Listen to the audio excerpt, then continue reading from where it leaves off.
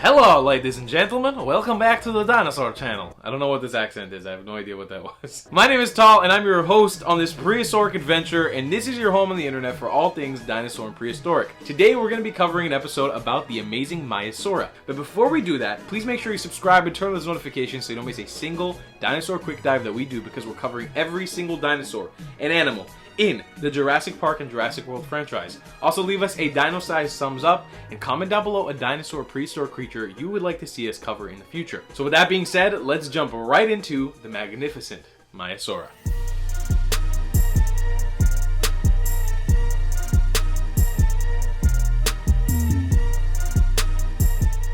The name Maiasaura means good mother lizard. Such a cute name, huh? The word Maia refers to a Greek goddess and means good mother, which Saura is the female word for saurus, which means lizard or reptile. You may have noticed that Maiasaura is such a feminine name. Paleontologist Jack Horner, praise be his soul, the godfather of everything Jurassic Park. We love you, Jack Horner. Little blessing to you. You're the best. Jack Horner actually named this dinosaur after the female of the species, since the majority of adult skeletons on the site where this dinosaur was found were female. Horner and his team found Maiasaura fossils in the same area as large fossilized nests, with eggs and hatchlings, and features such as the underdeveloped feet of the hatchlings suggested that this dinosaur brought food to its young for a considerable amount of time. Yo mama's so awesome, she was named after the goddess of...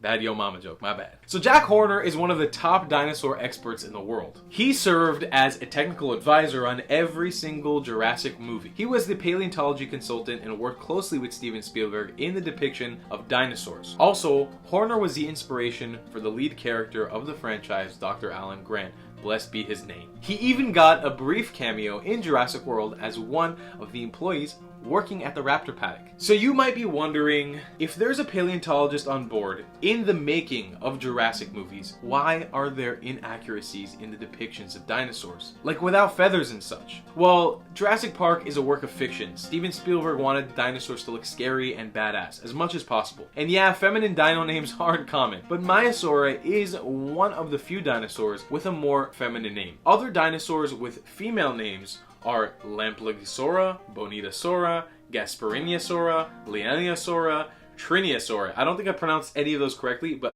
let's keep going. Okay, side note over. So where and when did this awesome animal live? The Maiasaura lived around the area of present-day Montana and Alberta, Canada, during a time called the Campanian Age, approximately 77 million years ago. And what did the Maiasaura look like? Maiasaura was a hadrosaur, or a duck-billed dinosaur. It had a flat beak and a thick snout. It also had a small spiky crest in front of its eyes. This dinosaur had a typical body plan of late Cretaceous hadrosaurs. Small head, squat torso, and thick muscular tails. It also had a low crest on top of its snout, which may have been used for attracting mates, though headbutting is also a possibility. This creature could grow up to 30 feet or 9 meters long from head to tail, and about 8.2 feet or 2.5 meters tall, and probably weighed about 10,000 pounds or 5 tons. Okay, now let's talk about how this mama got famous, or if she ever did. The Maiasaura appeared in The Land Before Time. It even appeared in most episodes of the TV series The Land Before Time TV series. It was also featured in the PBS Kids series TV series Dinosaur Train. And while the Maiasaura was not featured in any Jurassic Park films, it was mentioned in both the Jurassic Park and the Lost World novels, written by Michael Crichton. It also appeared in the video games Jurassic Park 3,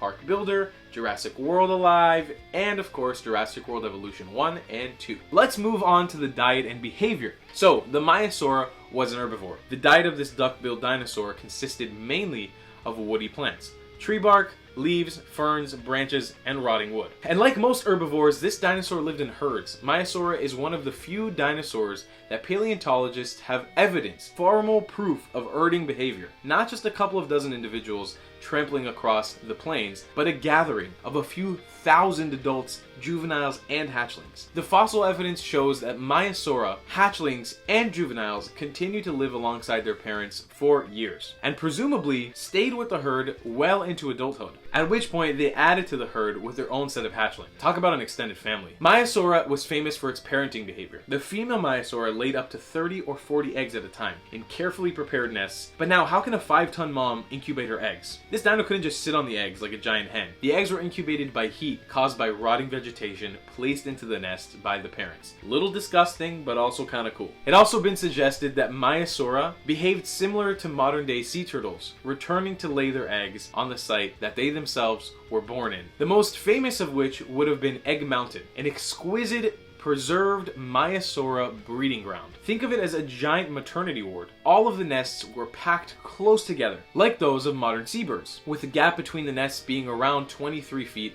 or 7 meters, enough for an adult Maiasaura to walk through. If this is true, then this would mean that dinosaurs flocked to this mountain to take care of all of their young at once. And this was not an aggressive animal, but when threatened, this quadruped could use its strong hind legs to protect itself. The only protection to the Maiasaura were the muscular tail, and when its herd was attacked by predators, they used that herding in numbers to swing their massive tails in an attempt of warding off carnivores. I mean, one smack from a Maiasaur tail could definitely do some damage to you. You would get stampeded by a herd of them also potentially. And that's your entire episode on the motherly Maiasaura. If you like this episode, please smack us with a dinosaur-sized thumbs up, and don't forget to let us know a dinosaur or prehistoric creature you would like to see us cover in the future, because we're covering every single dinosaur and prehistoric creature in the Jurassic World and Jurassic Park franchise. Also, if you guys like to support this channel, you can send us some money on our PayPal link down below in the description. It'll help us fund this channel and also some really cool ideas that we have coming up for summer 2022. So please support us if you can. And in the next episode, we're going to be covering this amazing marine creature called the Ichthyosaurus.